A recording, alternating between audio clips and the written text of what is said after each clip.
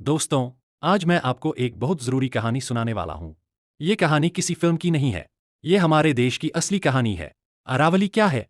सोचिए, अगर आपके घर के सामने एक बहुत बड़ी दीवार हो, जो गर्म हवा, धूल और रेत को अंदर आने से रोकती हो, तो आप सुरक्षित महसूस करेंगे, है ना? अरावली ठीक वैसी ही एक दीवार है। ये दीवार थार रेगिस्तान को आगे बढ़ने से रोकती है।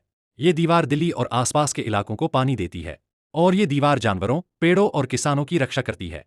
और सबसे हैरानी की बात, ये दीवार डायनासोर से भी पुरानी है, लगभग 1 अरब साल पुरानी। अब समस्या क्या हुई? अब ध्यान से सुनो। 20 नवंबर 2025 को सुप्रीम कोर्ट ऑफ इंडिया में एक फैसला आया।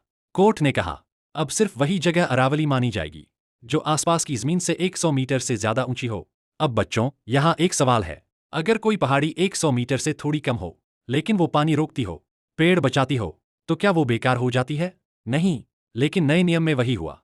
पहले क्या था, अब क्या बदला? पहले छोटी पहाड़ियां, ढलान, जंगल, घाटियां, सबको अरावली का हिस्सा माना जाता था और उन्हें काटना गलत था। अब सिर्फ बहुत ऊंचे टीले बचेंगे। बाकी सब जगहों पर खनन, माइनिंग और कटाई आसान हो जाएगी। यानी कागज पर पहाड़ गायब। जमीन पर क्या हो रहा है? Ground reality. अब मैं आपको सच्चाई बताता हूं। राजस्थान में 2000 से ज्यादा अवैध खनन केस। हरियाणा के नूह जिले में रात को मशीनें चलती हैं।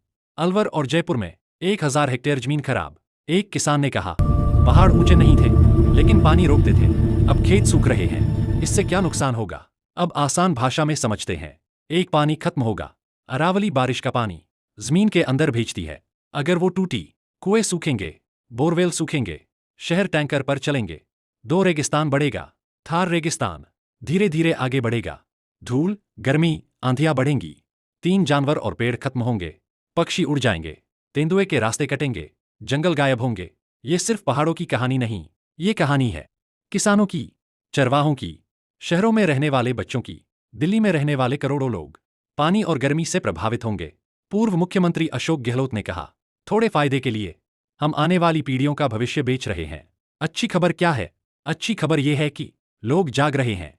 सेव अरावली ट्रेंड कर रहा है। लोग सड़क पर उतर रहे हैं। कोर्ट में याचिकाएं जा रही हैं।